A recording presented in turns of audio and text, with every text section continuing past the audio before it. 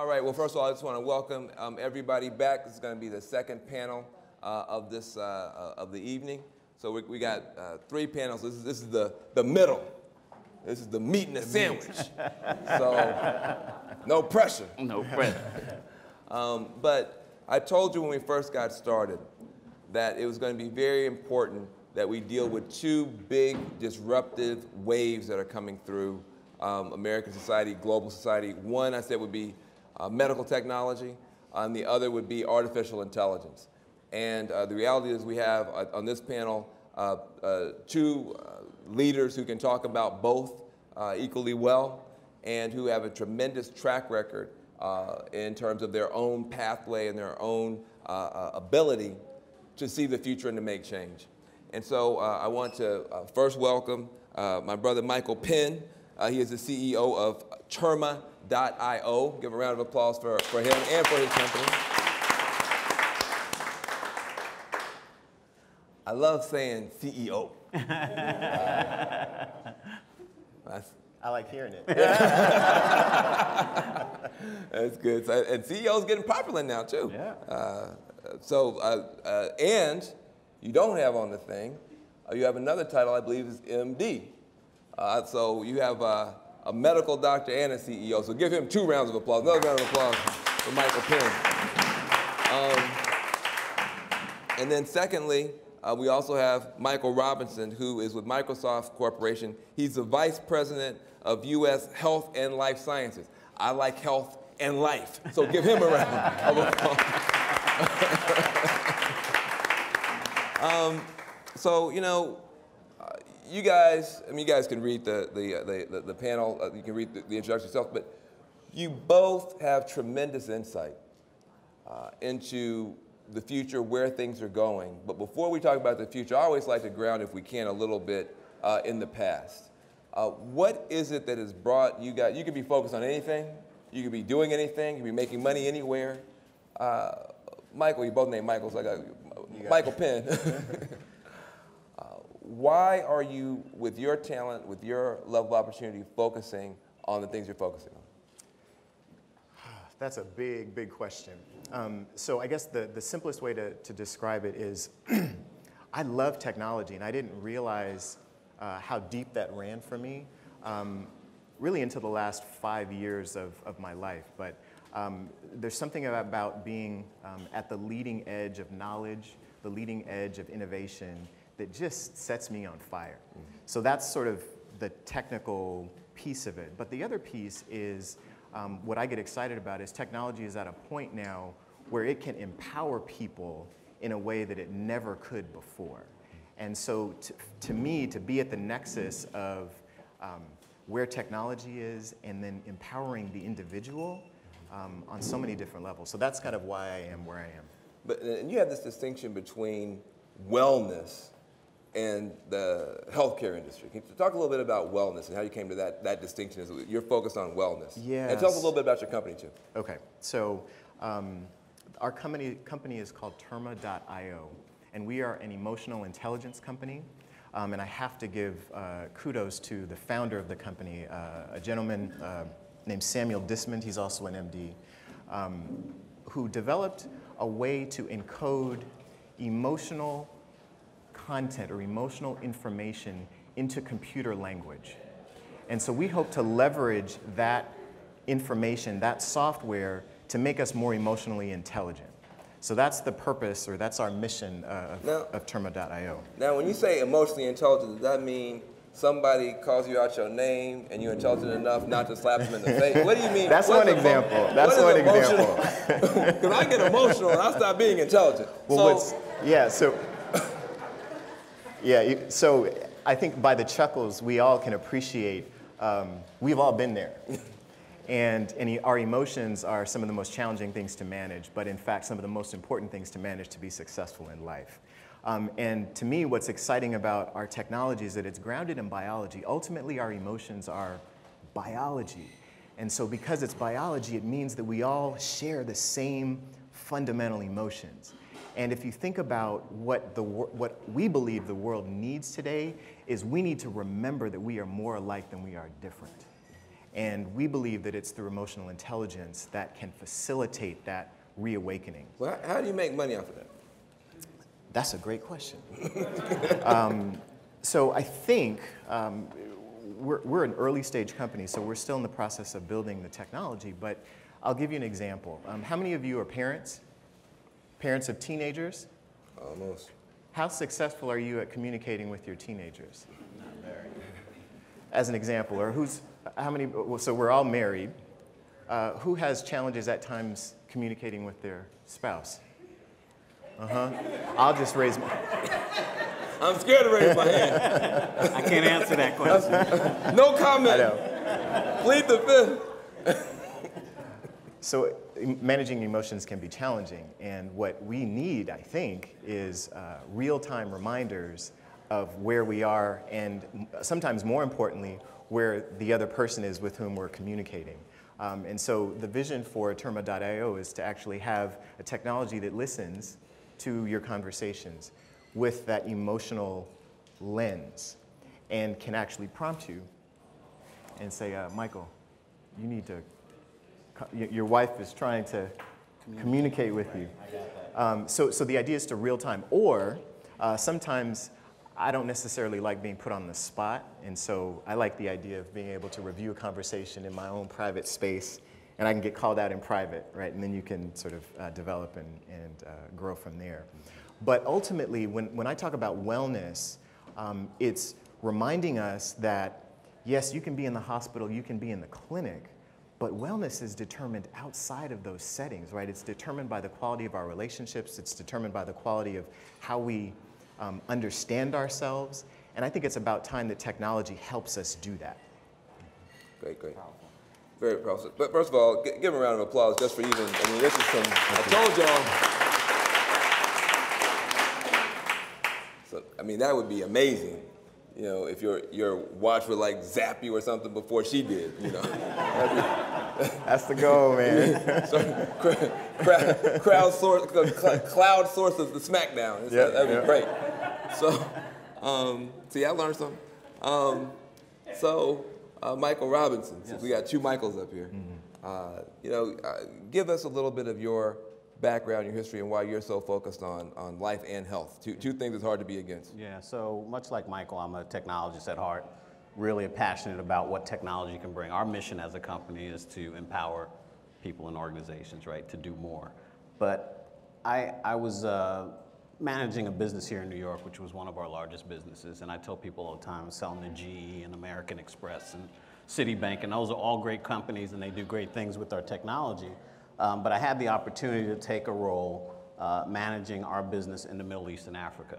And so I got a very different perspective of what technology can do to bridge gaps, to be innovative, because, you know, the difference between Middle East and Africa is that, you know, they have all the money in the world and they can do whatever they want in terms of innovation.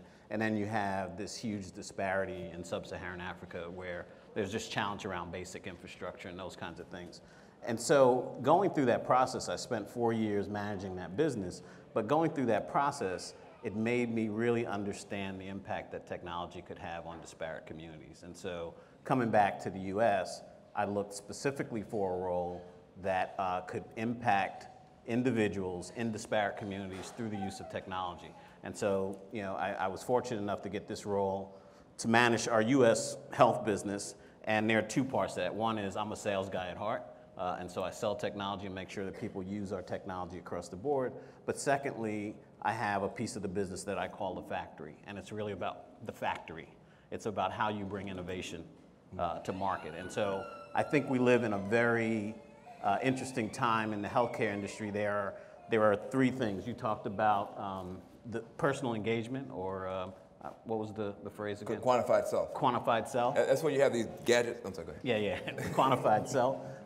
You have disruption from a policy perspective, so from a regulatory and a policy perspective, and then the advent of technology. So having technology available anytime, anywhere, have really created an opportunity, particularly in healthcare, to be very disruptive. And so, you know, whereas when I first took this role 4 years ago, we had traditional partnerships with the J&Js of the world and those types of organizations, which we still do, but now we look at really disruptive organizations in terms like of what? So there's a gentleman in the audience who's running a health accelerator in Miami around health disparity. So they're looking for startup companies that they can bring through this accelerator focused on healthcare. And so you're partnered up with them. How big is the factory? How many people in it? How much money's in it? So the factory, well, let me go back. And, we spend about $10 billion a year in R&D at Microsoft. Sorry? 10B in R&D. And I see why Andrea invited you here. Go ahead. And a lot of that research is focused on health initiatives and health care. So the factory for me is about 50 people, but it's a significant part of our business. And when I say 50, I'm going into our research organization as well, and we have about 80 active initiatives going on from a research perspective.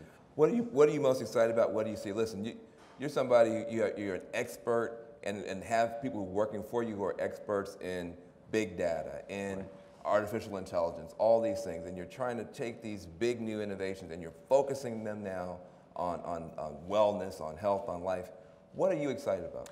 So ultimately, I think the opportunity to really take the individual and put them in the context of their reality, right? And so what I mean by that is I can get up in the morning and there can be a wealth of data about what Michael does or is going to do for the rest of the day that's available and is contextual. So if I'm at home, it registers one way. If I'm out or going to get a plane, it will register a different way. Wait, now you see, you already lost me now. Hold on a second. So you wake up in the morning. Break it down for me. You gotta be simple with me now. You wake up in the morning. How do you get this information? Just explain. See, I don't think people understand. You live in a different world. Yeah. Big data, artificial intelligence, these ubiquitous devices, the Internet of Things, all of these things surrounding an individual can either create a situation where data is being torn from them, somebody else is making money off the data, or that data can be used to empower that person. Exactly. Now, how are you? Are you the thief, or the or the empower, or both? Help me on that. How's this gonna work? I think it's a little bit of both, to be perfectly honest. So I could open my refrigerator today, and that can tell me, by how long I keep the door open or what I actually come out of the refrigerator with. There's the possibility of that, collecting that data and then using it in the context of they know who I am, as well as any. My refrigerator gonna be a snitch. or you could be walking down the street and you make that left into McDonald's as opposed to the right into Whole Foods, right? So those things are all contextual, and I believe that we'll get to a point where, as you pointed out, the devices will be ubiquitous enough that information will come readily. And will come readily to whom? So the ultimate goal, from my perspective, is to, and I'll touch on this a little bit later, but is to make sure that you gain insights as the individual. And so it should be for your purposes, not for any third party or nefarious purposes. So both of you have a passion to use technology for good. You guys are kind of like Tony Stark. You're trying to figure out how to use all this stuff for good. Before we get to the question I'm going to ask you, which is about how other people can follow your lead, follow your pathway, I just want to talk about you individually. You talked about emotions, emotional intelligence. I would imagine being an African American, if that's safe to say? I used to be African American, I know a little bit about that. Now I'm just a commentator on CNN. African American, male, MD, CEO. There's probably some emotions. Put the smartphone down for a second. How do you deal with that? What are the human technologies that you found to be helpful in your journey? Because nobody sitting here can't relate to being in that situation. Yeah. So where should I start? So I'm just going to be as transparent as I can possibly be. The journey for me has really been about leaving behind defining myself by my degrees or my accomplishments and my titles. So that was an emotional journey, because for me, what I realized is that that weight was heavy, and I was putting too much pressure on myself.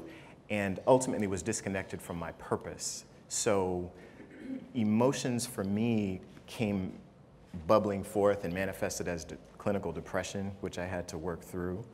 And ultimately I realized that it was self-induced. So part of my practice is eating right, staying in the gym, meditating consistently. You know, there's a lot of data now on mapping sort of the neural changes, right? The changes in our brain that happen with meditation. It grounds us. So that really has helped me manage mine. So it's in part where the technology comes from. Everybody says you're supposed to meditate. Somebody like yourself who actually has a real practice, is it 5 minutes a week? Is it an hour every day? I mean, how will you maintain something like that? So for me, at a minimum, it can be 5 minutes twice a day, but ideally it's 20 minutes twice a day, morning and evening. And when you are in the situation you find, you next, so get ready. I know.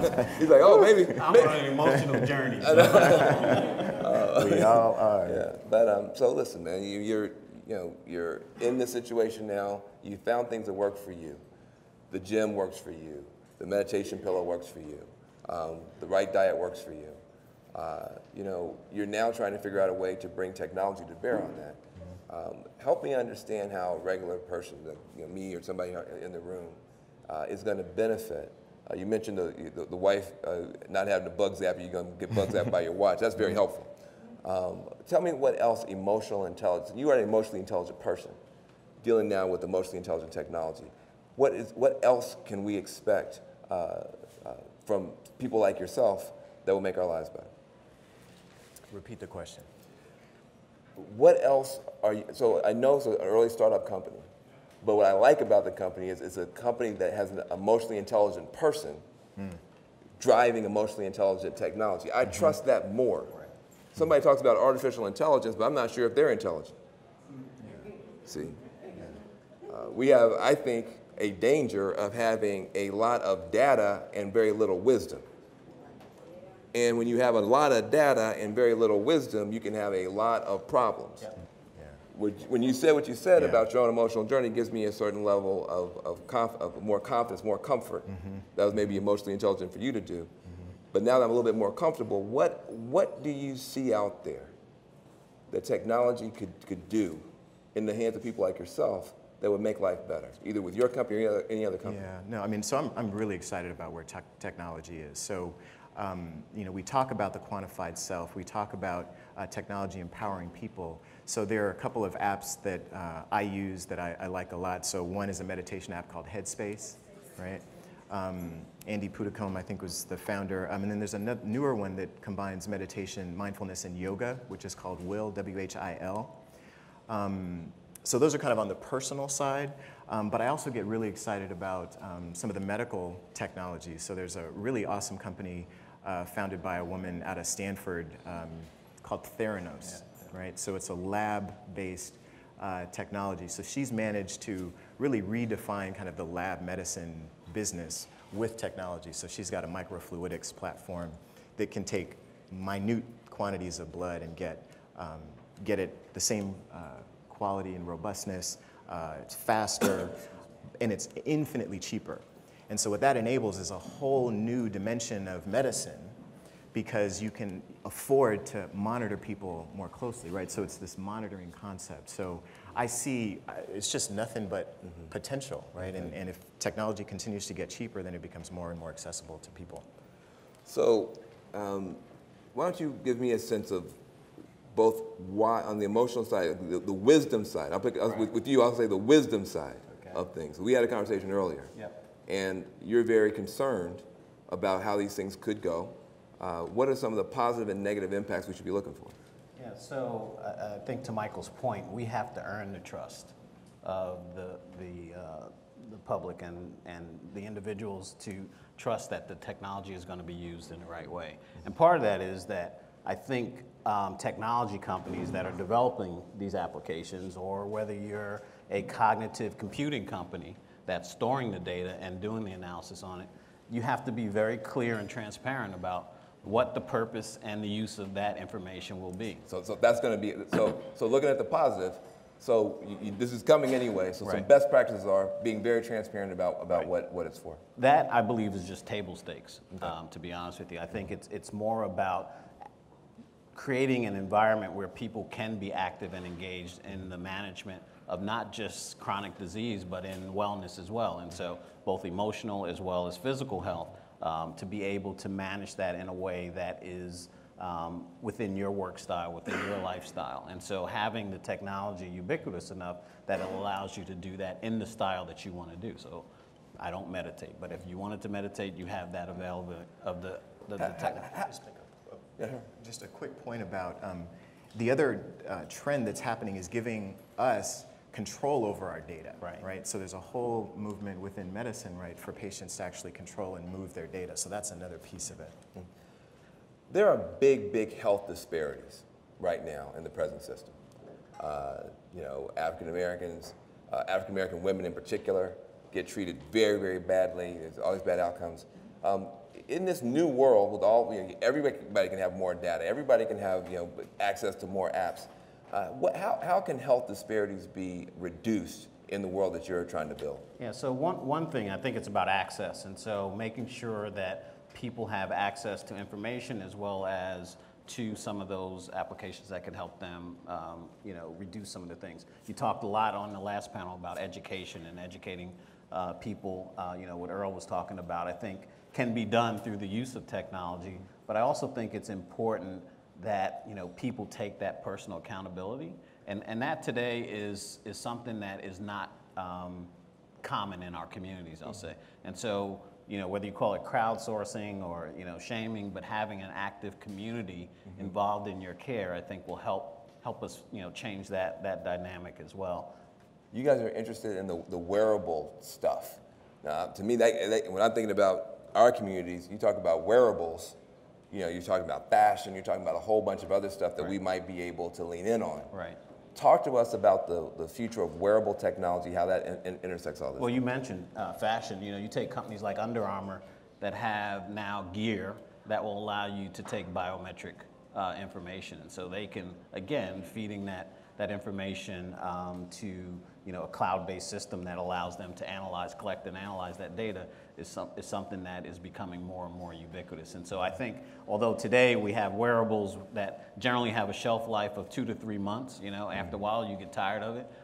I know my personal one, I get tired of it telling me I only sleep 4 hours a night. Yeah. I know that, I've known that for years. I don't need my device to tell me that, right? And so, as those become more intelligent, and provide more relevant data that can then bring insights back to me about how do I correct my sleep pattern, I think that those are the things that we see in the future. So, you're looking for partners. Yes. You're looking for people to invest in. What are you looking for? Yeah, so again, I'm a sales guy, so what we look for is we have the cognitive computing capacity to be able to help startups bring their idea to market faster, and as well as some of the things that they might have to code in, like Michael's company codes in the emotional intelligence. Those things can be captured through machine learning and other technologies that now will continually learn, so that they don't have to code that in for the next set of emotions that they want to include in their technology. And so having people have that technology available, like I told Michael earlier that one of the things that's most exciting for me is that compute power is ubiquitous. So whether it's a Microsoft or a Google or an Amazon, that kind of capacity wasn't available to entrepreneurs even 5 years ago. And so making that available, and selfishly as Microsoft, we want those companies to build on our platform and to use our technology to do that. We appreciate both of you, and part of the reason we wanted to have you guys sitting side by side. Microsoft is a global brand. You can say Microsoft on 5 continents, and people know exactly what you're talking about.